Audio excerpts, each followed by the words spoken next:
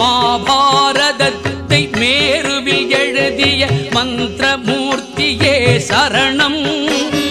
மலையாய் அலையாய் ஒளியாய் சுழலும் மகா கணபதி சரணம்.